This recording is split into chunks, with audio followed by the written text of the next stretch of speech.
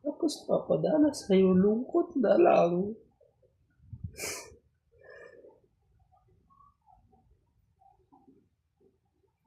I can't handle this time.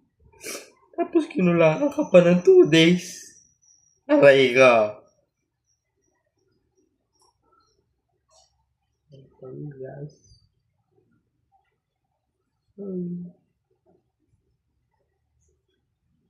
Masaya ko lang nung nakaraan ko eh. 42,500 peram eh. Ganyan, 2,000 na lang. Nagbabawas pa. Tapos yung panlisensya, nagastos pa. Yeah. Dapat binigay mo na sa akin yung panlisensya mo eh. Ngayon, wala na naman. Gastos pa more. Salamat ko na naman. Handang masaktan nang hindi mo alam. Dapat binigay mo na sa akin yung 7,000 na panlisensya mo eh. Akala ko ba naitabi mo na? Naitabi ko na.